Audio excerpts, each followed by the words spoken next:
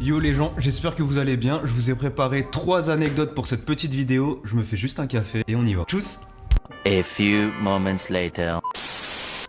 La première anecdote se situe dans un shop où j'ai travaillé il y a longtemps, c'était il y a 5-6 ans je crois, ou peut-être un peu plus, j'en sais rien. Une dame est venue, une dame très classe, je pense que c'était une hôtesse de l'air parce qu'elle me disait qu'elle devait aller récupérer son avion pour son travail et elle était habillée comme une hôtesse de l'air, donc j'imagine, j'en déduis qu'elle était hôtesse de l'air. Elle vient dans le salon où je travaillais, donc à l'époque c'était mes tout débuts, j'étais tout jeune tatoueur, donc n'importe quel projet, tout ce qu'on me demandait, j'étais chaud de fou pour le faire. La dame me demande, est-ce que tu as le temps avant, on va dire dans 1 heure, pour me faire les retouches d'un petit tatouage que j'ai dans l'aine, donc dans l'articulation de la cuisse. Je lui dis ok, on est parti. Je lui fais son petit tatouage, je vois qu'elle a pas spécialement mal, donc ça se passe bien. Elle me parle un peu de son taf, genre une dame très classe, très cool, vraiment. Jamais je me serais dit qu'il allait se passer une folie avec cette personne, dans le sens où, ce qui est arrivé après...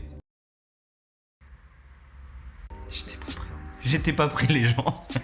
À la suite, je fais son tatouage, ça se passe bien. Arrive le moment où je dois lui faire son pansement, donc je lui demande de se mettre debout, je nettoie son tatouage, je commence à mettre de la crème sur son tatouage, je me lève comme ça, genre pour prendre le film plastique, je lui mets le film plastique, donc imaginez qu'elle est debout devant moi, je lui mets son petit pansement. Et au moment où je mets son pansement, c'est pas elle attrape ma main, comme ça, genre, elle le met dans son... J'étais en mode, mais what, qu'est-ce qu'elle fait? Et... on s'est regardé comme ça, en mode j'ai vu que t'as fait une dinguerie, t'as vu que c'était une dinguerie. Et je lui dis écoute, soit tu t'en vas, on n'en parle plus jamais, soit je te fous la honte devant tout le shop parce que ce que tu viens de faire c'est tellement pas correct. Elle a dit ah bah je vais y aller du coup. Elle est partie, elle m'a donné l'argent dans la cabine parce qu'elle voulait pas croiser le regard de mes collègues, elle voulait pas qu'on se croise, tu vois. Et du coup, elle s'est barrée direct. Elle allait prendre son avion direct. Cette première anecdote, je trouve qu'elle est vraiment pas mal déjà. Et je trouve que ça illustre bien la folie dans laquelle j'ai travaillé dans mes débuts. La deuxième anecdote que je vais vous raconter, c'est un instant où moi, pour une fois c'est moi, je me suis senti tellement mal parce que je suis tellement maladroit. Et c'est surtout que dans mes débuts, je voulais vraiment tout faire bien. Donc je pense que vous voyez ce que je veux dire. Quand on est tellement concentré à vouloir faire les choses bien, on fait n'importe quoi. Et là, c'est clairement l'anecdote de l'exemple même de je fais n'importe quoi tellement j'étais concentré dans ce que je faisais. Une cliente arrive, et à l'époque, dans le shop où je travaillais, c'est-à-dire que tu pouvais rentrer dans le salon, demander un tatou, si j'avais de la place, je te le faisais sur le moment. Donc la dame rentre, elle me dit bonjour, je voudrais faire un projet, tout ça, je voudrais le faire sur la cuisse. Et est-ce que tu peux le faire maintenant? Je lui dis écoute, ouais, je peux te le faire, j'ai du temps. Par contre, je peux pas tatouer les femmes enceintes parce que tu vois, genre, médicalement, je peux pas et c'est pas bon pour le petit, c'est pas bon pour ta santé. Enfin, il y a plein de choses qui contre-indiquent le fait de se faire tatouer quand on est enceinte. Et là, un gros moment de blanc, une tempête de vent, mon gars, genre, c'est une tornade. On se regarde comme ça et elle me dit qu'elle est pas enceinte.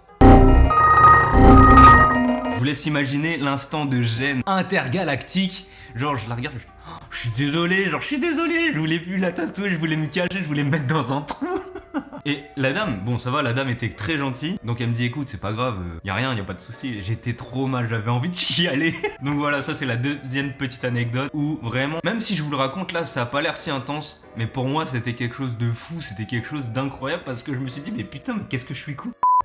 Pour cette troisième anecdote, j'espère que vous êtes prêts parce qu'elle est hardcore. Même moi, je voudrais la réécrire pour vous raconter une histoire inventée. Vous y croirez pas tellement c'est abusé. Donc, pour vous resituer le contexte, moi j'habitais à Chartres et mon shop où je travaillais était à 1 heure d'ici. Donc, moi j'avais qu'une moto, donc je prends ma moto pour aller travailler et j'allais travailler le dimanche là-bas parce que j'avais pas de place chez moi pour dessiner. J'avais pas de bureau, j'avais pas de matériel. Tout mon matériel était au salon. Donc, je vais prendre ma moto, je prends la moto, je décale jusqu'au shop, je me gare. Et là, au moment où j'enfonce la clé dans la serrure, je vois que la porte est déjà ouverte. Donc je me dis ça y est, il y a peut-être des gens de l'équipe. Trop cool, tu vois, je vais pas être tout seul au salon. Je rentre et là je vois mon patron débarquer du premier étage. J'entends les escaliers qui dévalent comme ça. Il me dit ouais Noska, attends, faut que je t'explique un truc, tu vois. Je dis ouais, faut que tu m'expliques quoi, tu vois. Il me dit tu te rappelles quand on parlait d'un sujet pour ramener de la clientèle, de la visibilité, se faire de l'argent, tout ça. Je dis ouais. Alors, pour vous resituer le truc, une fois, dans un délire de je ne sais quoi comme discussion, je dis écoute, ce qui serait trop marrant, ce serait de tatouer une actrice X parce qu'il y aura une visibilité de dingue. Vas-y, ça peut être trop bien de tatouer, tu vois, genre. Bien sûr que c'était une blague dans le sens où les gens qui vont sur des sites, on le sait très bien que c'est pas pour regarder le tatouage des actrices, tu vois, c'est pour... voilà, ils font leurs affaires, c'est tout. On revient à l'histoire. Du coup, il me dit, tu te rappelles quand on parlait de cette histoire pour faire de l'argent où il fallait tatouer une actrice X? Je lui dis ouais, et du coup, il me dit, bah du coup, j'ai mis en application tes conseils.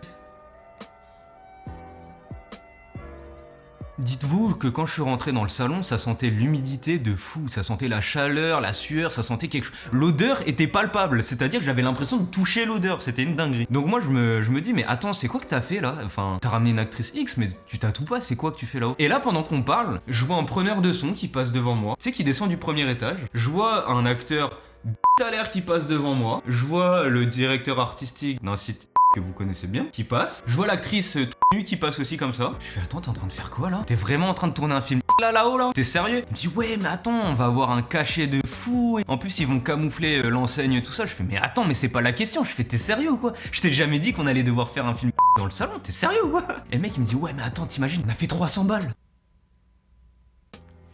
Écoutez bien les gens, dites-vous qu'il a fait ça pour 300 balles. C'est-à-dire qu'à la suite, son shop a coulé. Parce que le mec n'a pas camouflé. De toute façon, tout le monde sait à quoi ressemblait le salon à l'époque, tu vois. Donc je me suis dit, mais comment tu peux être aussi bête et aller aussi loin dans ta réflexion sans te poser une seule question? Et en fait, des fois, je me dis, genre j'aurais dû me taire. En fait, j'aurais dû me taire. Donc voilà, petite vidéo assez rapide, je l'ai fait vite fait histoire de vous raconter des histoires parce que moi ça me fait plaisir de vous raconter ces histoires et ça me fait toujours autant rire de les raconter. Donc j'espère que ça vous a plu, si ça vous a plu, n'hésitez pas à me le dire en commentaire et à vous abonner, ce serait cool. Donc à la prochaine, tchuss!